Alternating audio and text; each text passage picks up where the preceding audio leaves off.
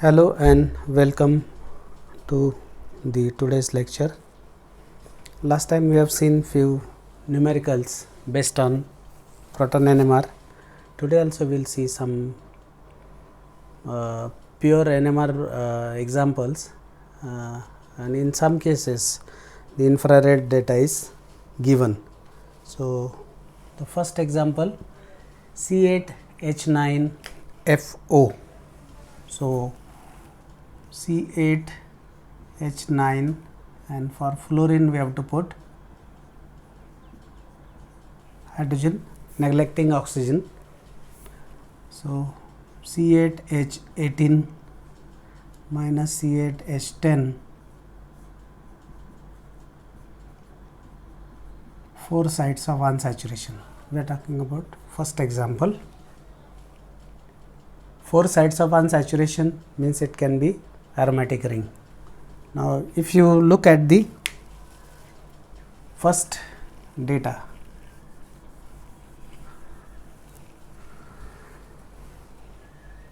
(1.38) doublet, J is equal to 7 Hertz, 3 proton doublet, that means it is CH3, 3 proton is CH3, 2 proton is CH2 and 1 proton is CH, that you have to remember. Now, 3 proton is CH3, and with this we have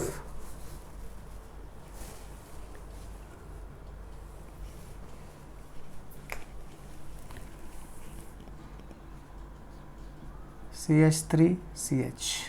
Now, we are talking about this. Now, here you can have different bonds, but this doublet indicates that 3 proton doublet, that is CH3 CH. Okay. 3.2 singlet exchangeable proton. Exchangeable stands for OH, because oxygen is there, so we can put OH straight away. Then this is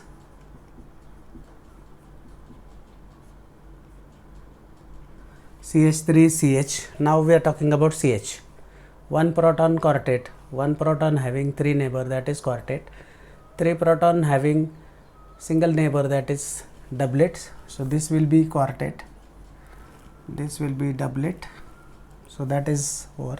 And now, if you look at these two, 4 hydrogens are seen, 4 hydrogens from aromatic region are there. That means it is a disubstituted phenyl ring.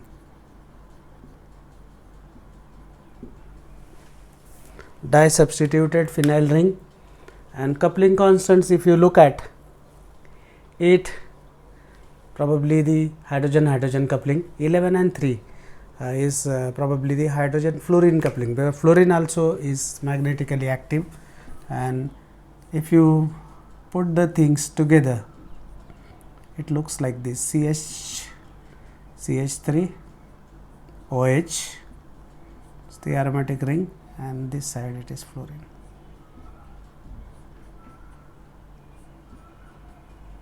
Now, this coupling is 11, this coupling is 3, this coupling is 8. So, this is the structure.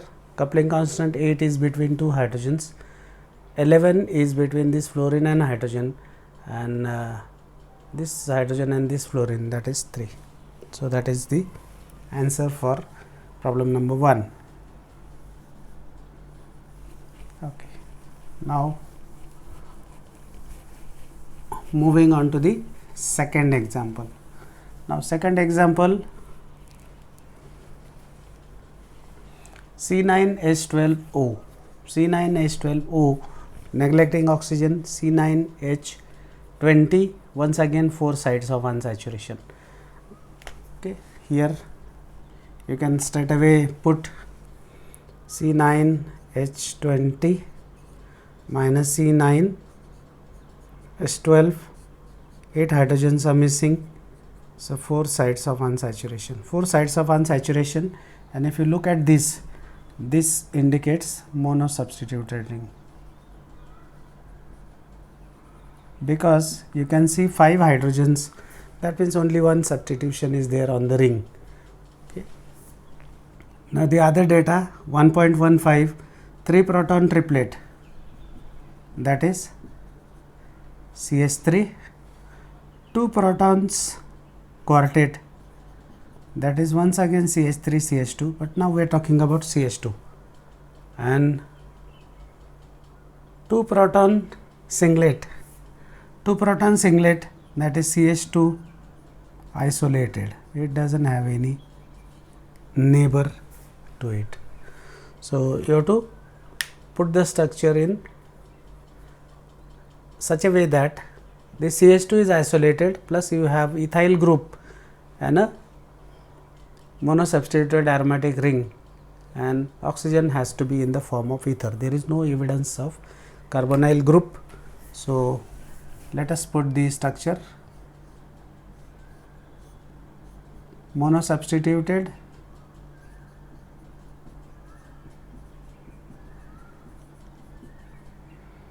triplet, quartet, singlet, this is singlet.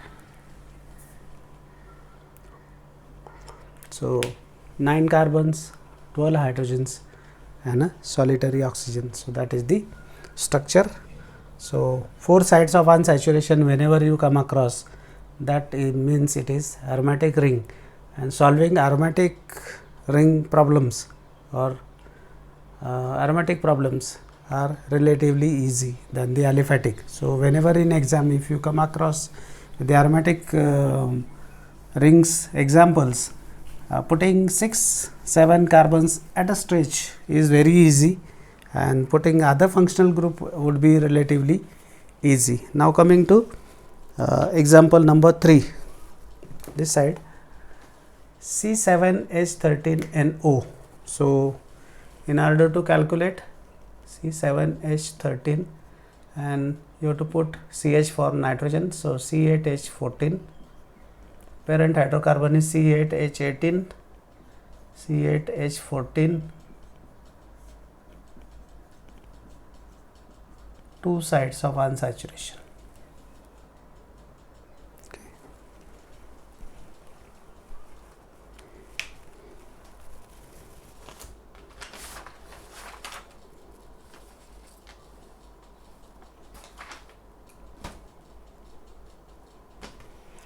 Now 2 sides of unsaturation, if you look at the IR values, this indicates carbonyl group of a ketone. So ketone is one of the group. Second substitution or second ring sites of unsaturation can be anything.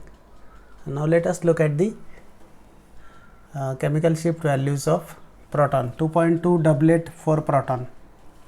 Doublet for proton. I will just draw one thing here.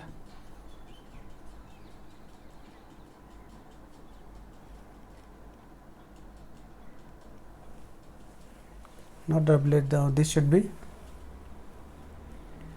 triplet, not doublet, because 4 hydrogens are there. So, or if I want to show it clearly, I can draw a partial structure and then I will explain it. Now 4 hydrogens, I will just put 4 hydrogen means it is 2 methylens, 2 methylens. There is no such functional group, like 4 hydrogen means is methane, but methane has no significance here. 4 hydrogen means 2 methylens which are chemically equivalent, and that is why they are appearing together. Similarly here another set, and then quartet triplet, this is easy, coupling constant same. So this means it is a ethyl group. So this is quartet, this is triplet. So coupling constant is same. So they are mutually coupled protons. So ethyl group is there. Okay. And now you have to assemble the other parts. Now beside this you have got ethyl group, a carbonyl group is also there. So these are the fractions of the structures or partial structures you can say, and then you have to combine them in such a way that two sides of unsaturations are answered. At the same time, carbonyl stretching is also taken care of. Trivalency of nitrogen is also taken into consideration. The correct structure is this one.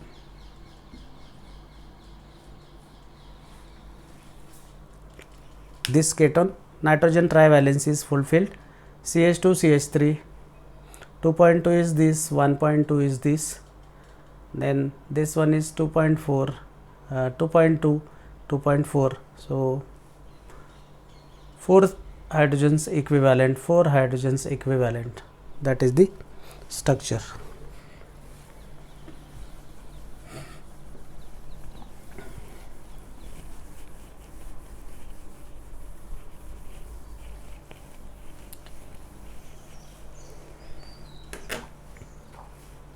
Moving on to the fourth example. C8H7N. So C8H7N, once again for nitrogen you have to substitute CH to calculate the sites of unsaturation. So I will just put it here, C8H7 and CH. So it is C8 C9H8 C9H20 minus C9H8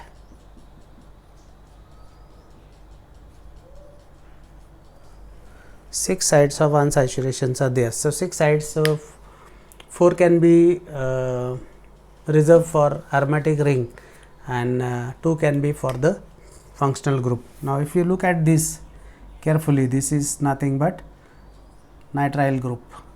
So this is CN stretching frequency. So CN is one functional group, one is aromatic ring, and 2 proton singlet, that is CH2 isolated, and this is mono substituted ring.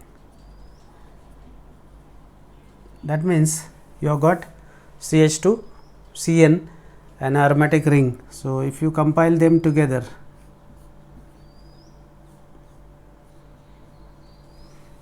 this is the structure. 8 carbons, 6, 7, 8. Hydrogens are 7, 5 and 2, 7, and 1 nitrogen. The nitrile group is there, so you can easily put this structure.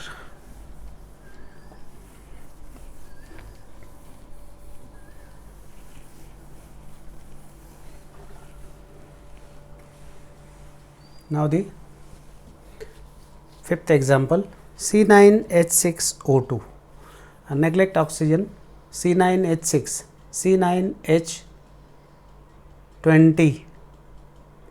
So 14 hydrogens are missing, so 7 sites of unsaturation. So I will just put it here itself, C9H20 minus C9H6, 14 hydrogens are there, 7 sites of unsaturation. For this molecule we are talking about, 7 sites of unsaturations are there. If you look at these values, this is C triple bond C stretching frequency of unsymmetrical alkyne, of course. This is OH of acid, this is carbonyl of acid. So you have got triple bond and COOH group from IR, this is also there, carbonyl. Then if you look at this, this is 7.25, that is aromatic region. Anything above 6.5 will be aromatic region, 6.5 to 8. 7.25 multiplied 5 hydrogens, that means it is mono substituted ring. Mono substituted aromatic ring to be precise. 10.5 is no doubt COOH group it is exchangeable, is also mentioned there. So, it is a monosubstituted ring which accounts for 4 sides of unsaturation, a triple bond which accounts for 2 sides of unsaturation. So, 4 plus 2 6, and you are left with 1 COOH. So, 5 aromatic proton, 1 acid proton, that is 6, 2 oxygens for acid, and sites of unsaturations are also taken care of. So, this is the acid, which is the correct answer for problem number 5. So, 6 sites of unsaturation, 7 sites of unsaturations are taken care of by drawing this kind of structure.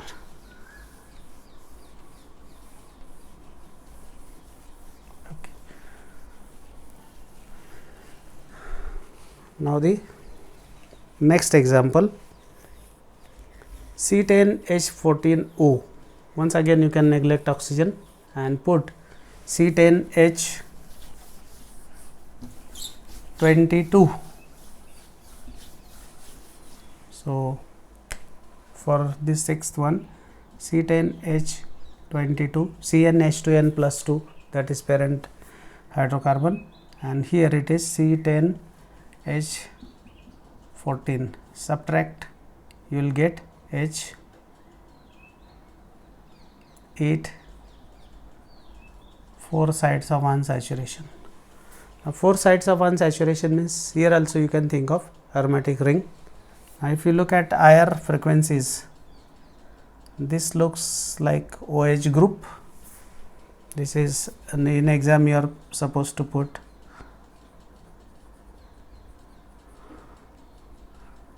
3250 reciprocal of centimeter. Frequency of OH stretching is 3250, probably the phenolic OH. These two are CC stretching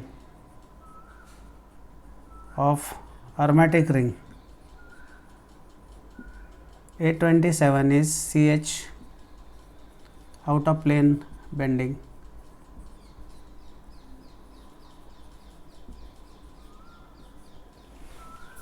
Frequency of CH out of plane bending vibration, that is 827, and if you look at proton NMR, 1.9 singlet 9 hydrogen, means it is tertiary butyl group. Whenever you see that 9 protons are giving singlet, that is 100% tertiary butyl group. 4.9 broad singlet 1 proton, this is OH group or OH proton you can say. 6.8 and 7.3 doublet J is equal to 6 Hertz. So, orthocoupling J is equal to 6 Hertz. 2 hydrogens, it is para disubstituted ring.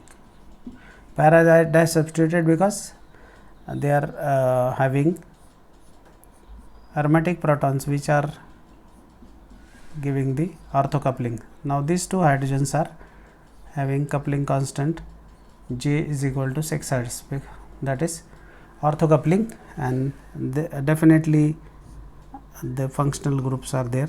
Tertiary butyl is one group, the other group is hydroxyl. If you count the number of carbon atoms, 6, 7, 8, 9, 10, 9, 4, 13, 1, 14 hydrogens are there, and oxygen is by default in the form of phenolic OH, which is evidence from the IR spectrum that 3250 is the typical phenolic OH in the IR region. The less frequency can be attributed to the hydrogen bonding which is there in the phenolic compound. Precisely it is intermolecular hydrogen bonding which is existing between 2 phenolic molecules. C7H4NClO3. So, I'll just put it here, C7H4. For nitrogen you have to put CH, for Cl you have to put H. So effective formula is C8H6. If you compare it with parent hydrocarbon, C8H6, H12, 2, 6 sides of unsaturation. So there are 6 sides of unsaturation, because for nitrogen you have to put CH, for Cl you have to put H, oxygen we are neglecting. So 6 sides of unsaturation. 1750 indicates the acid chloride, 1530, 1350 NO2 group,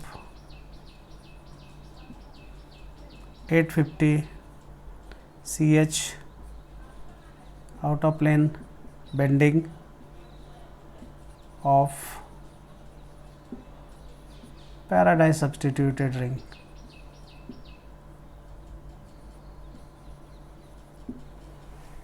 So we have got acid chloride group and NO2 group located at 1,4 position. Now if you look at PMR delta, 8.1 doublet 2 proton, coupling constant.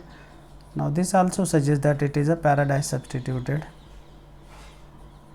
ring. So the correct structure is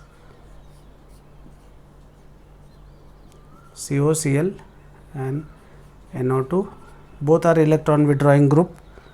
8.3 is this, because nitrogen can exert more inductive effect than COCl. So and the coupling constant between them is 6 sides, because they are orthocoupled protons, orthocoupled aromatic proton to be precise. Okay.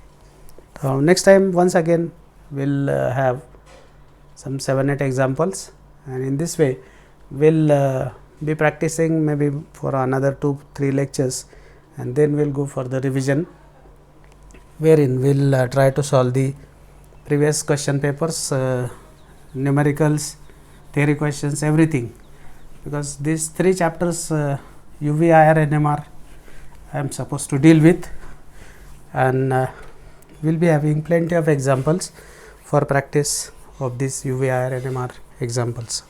Thank you very much.